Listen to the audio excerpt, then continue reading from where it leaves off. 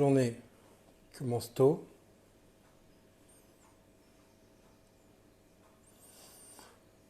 Très tôt.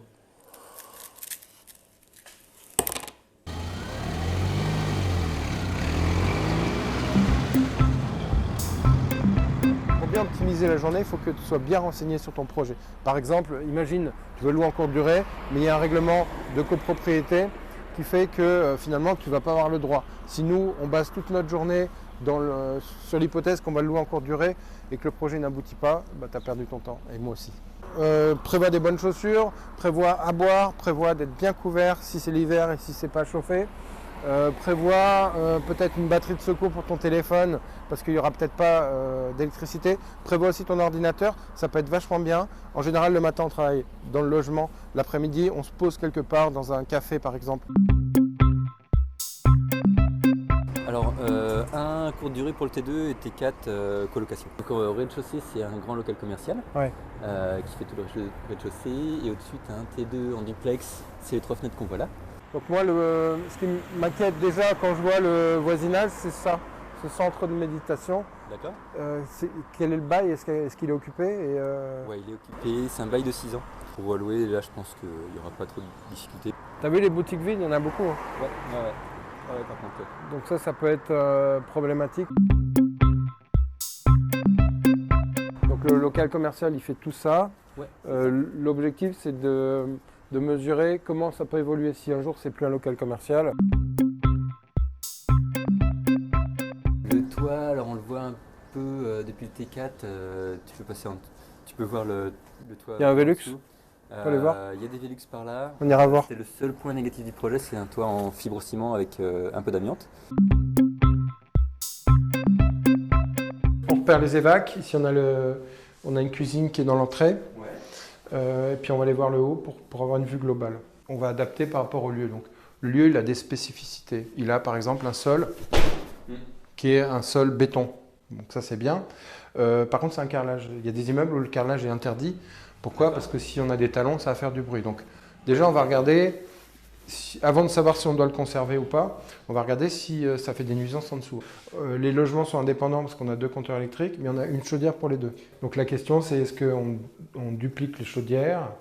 Est-ce qu'on passe un des 2 logements en électrique? C'est chez toi, donc c'est intéressant de sonder l'épaisseur d'isolation qu'il y a sur les murs. En sachant que si on réisole, il faut quand même déposer les radiateurs pour pouvoir remettre de l'isolant derrière. Donc si on a une épaisseur, si on a 10 cm, c'est parfait. Si on a moins, on y réfléchit. C'est un duplex qu'on va louer en courte durée. À qui je loue? C'est le cœur de mon problème. C'est qui va venir, qu'est-ce qu'ils vont faire et de quoi ils vont avoir besoin. Donc là, Thomas est en train de me dire qu'ils ont fait faire un devis pour refaire un sol plat et propre. Quand est-ce qu'on change un sol en fait? On change un sol? Bonne question.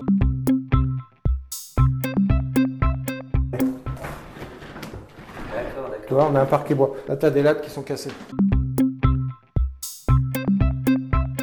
Donc, est-ce que notre job, ce serait pas de conserver ça, ici fermé, même pas fermé à la limite, faire une couchette et ouvrir ici pour avoir un toit cathédrale, pour avoir de la hauteur en dessous et donner de la valeur. Et là, tu mets un gros lustre, par exemple, garde-corps, là, tu mets 3, je sais pas. Donc, pour se rendre compte un peu des volumes, on a matérialisé les 2 angles d'un lit. Comme ça, on se rend compte où est-ce que c'est acceptable de passer, de marcher, tu vois.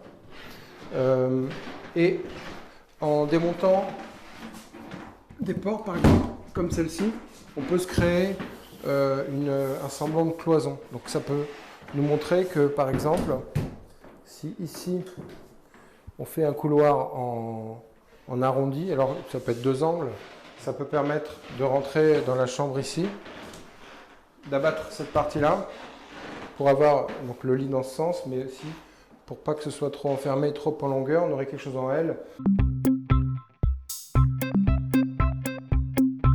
Avec un coin bureau qui irait jusqu'au bout, parce qu'on a toute une partie de la salle d'eau qui ne sert à rien. comme ça, on touche pas trop, on garde l'escalier comme il est. Et ici, on garde cette config-là avec le WC, la douche qu'on ferait.